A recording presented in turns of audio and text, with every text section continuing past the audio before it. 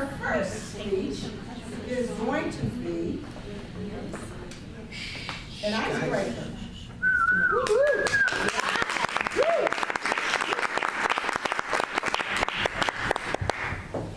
By Michael Love. Michael Love is a recent transplant to the Los Angeles area from the Midwest. He spent the last 4 years working as a business analyst for the Express Scripts, which is a pharmacy benefit manager, headquartered in St. Louis, Missouri. In his spare time, he enjoys reading, exploring nature, and spending time with his nephews. He joined Toastmasters a little over a month ago. All right, Mike. And he looks forward to developing his public speaking skills to become a more efficient leader. Let us welcome Michael, and he's going to highlight in his speech the role mentorship has played in his life. Let us welcome Michael.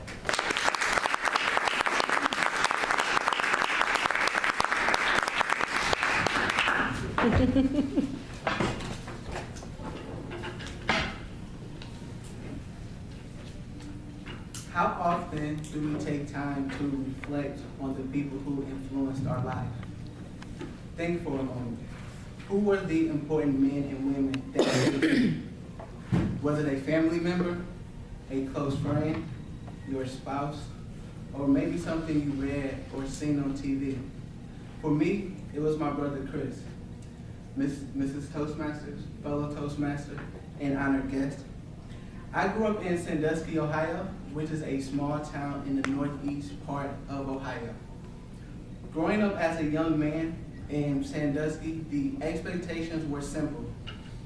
Stay out of trouble, play high school sports, and then get a job. My oldest brother, Chris, who is 6 years older than me, grew up in St. Louis, Missouri with my grandparents. Growing up in St. Louis and attending private schools, my brother Chris had a different set of expectations.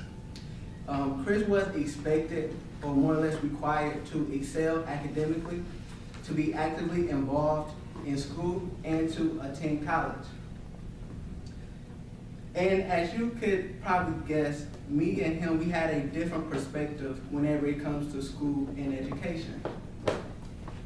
Midway through my 8th grade year, my brother Chris, who was now a sophomore in college, received a not so encouraging report about my academic performance.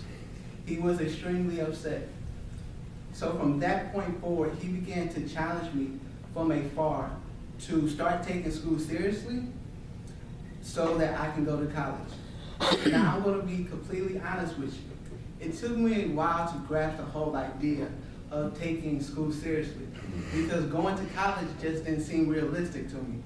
Growing up in Sandusky, I did not know too many people who had gone to college or even knew people who had aspirations to go to college.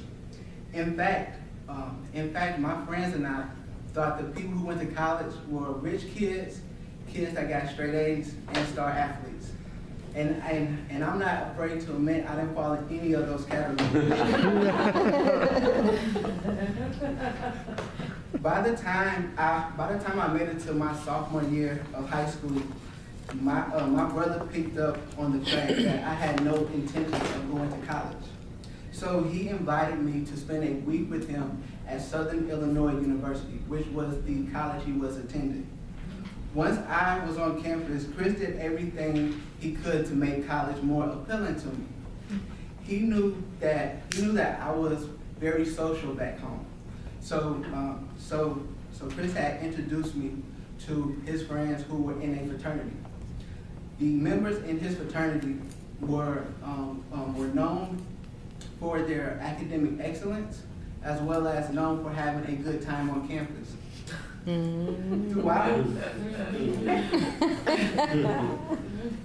the week, my brother and his friends talked to me about the many advantages and opportunities that college could offer me, and how furthering my education will broaden my career path. Up until this point, I had never really seriously thought about a career or even having a professional job. At this time, I was content with working at the local amusement park until I retired or maybe hit the lottery.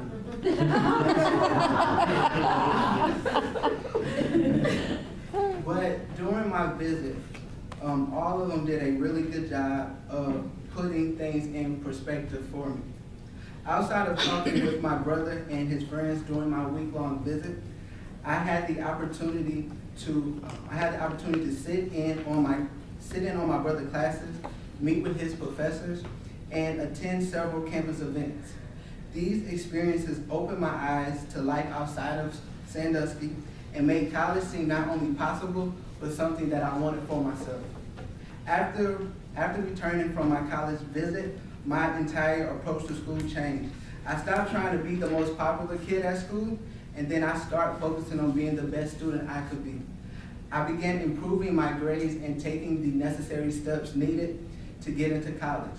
Once Chris saw that I was committed to going to college, he guided me through every step of my college process. He made sure I scheduled and attended ACT prep courses. He read over my college entry essays, and he made sure I met all of my college application deadlines.